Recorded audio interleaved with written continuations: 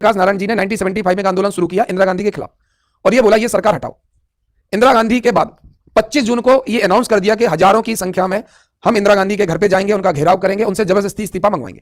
ये डिसाइड हुआ। इससे पहले कई विधायकों के यहाँ घर में हजारों लोग पहुंच के धमकी दे चुके थे, तो लोगों को लगा कि अगर इतने हजारों लोग इंदिरा गांधी के घर पहुंच गए तो कुछ भी हो सकता है, कितनी पुलिस वाले, कितने बॉडीगार्ड रहेंगे।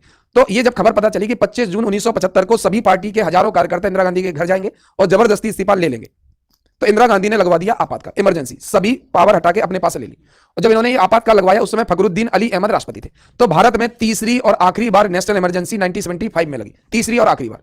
उस समय फखरुद्दीन अली अहमद, जब इंदिरा गांधी जी का फोन आया तो फखरुद्दीन अली अहमद उस समय बाथरूम में थे और प्रधान उन्हें पीए ने बोला, मैडम साहब ने बोला आपातकाल लगा दो। अब राष्ट्रपति को साइन करने थे, लेकिन 1 मिनट भी देरी होती तो इंदिरा गांधी तो खा जाती, तो उन्होंने बाथरूम से चिल्ला दिया, तुम तो डिक्लेयर कर दो, मां के साइन किए दे रहे। तो पीए ने लेटर बनवा दिया, राष्ट्रपति ने आके बाद में साइन किए।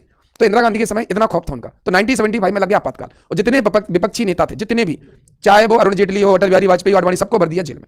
इसी को बोलते हैं भारतीय लोकतंत्र का काला इतिहास। दोनों के अपने अपने फेवर हैं। इंदिरा गांधी ये कह रही थी कि अगर मैं आपातकाल नहीं लगाती तो देश में अराजकता फैल जाती, कानून सब अपने हाथ में ले रहे थे, भीड़ जाती, किसी भी विधायक सांसद के घर पहुंच जाती, बंदूक दिखाती, बोले इस्तीफा दे रहे कि नहीं, ऐसे घर घर जाकर इस्तीफा लिया जा रहा था। तो इंदिरा गांधी कह रही हमारे पास ऑप्शन क्या।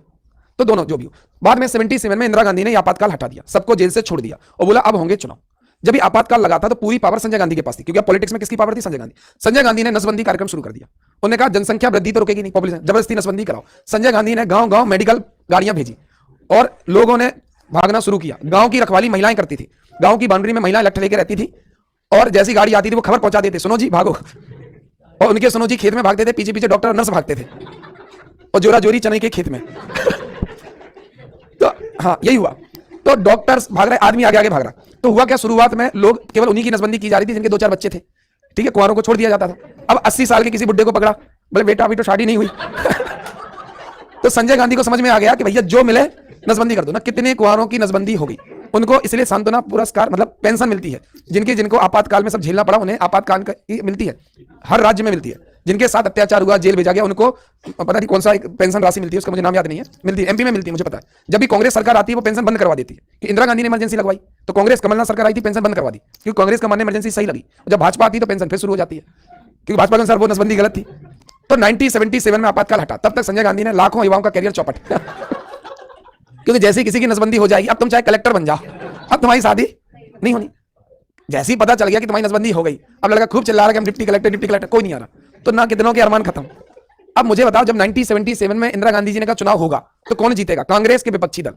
युवाओं ने तो बढ़ चढ़ के वोट दिया होगा, बोले इंदिरा गांधी जीतनी नहीं चाहिए। तो 1977 में सबकी कंबाइंड सरकार आ गई जनता दल की।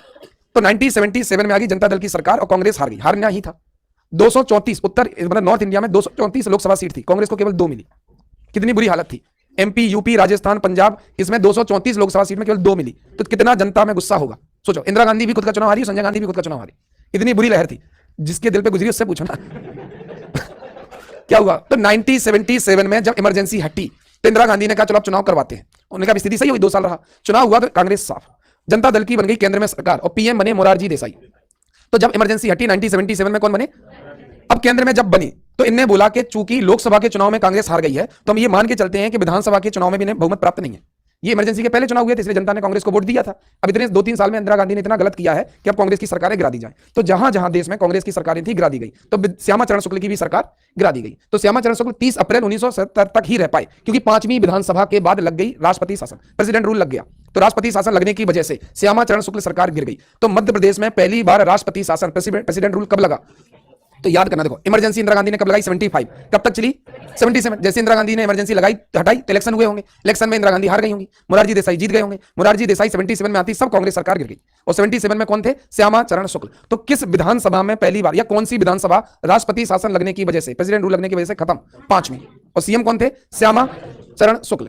जब ये प्रेसिडेंट लगा उस समय मतलब थे नीलम संजीव रेड्डी। राष्ट्रपति शासन मतलब राष्ट्रपति का शासन। तो जब श्यामा चरण शुक्ल के समय मध्य प्रदेश में 5वीं विधानसभा में पहली बार प्रेसिडेंट रूल लगा, उस समय इंडिया के प्रेसिडेंट थे नीलम नाम से मत समझ जाना, ये नीलम नहीं है, ये नीलम संजीव रेड्डी है, ठीक है। तो 5वीं और 6वीं के बीच में लगा रहा प्रेसिडेंट रूल, कब से कब तक, 1977 से, मतलब 30 अप्रैल 23 जून 1977 तक।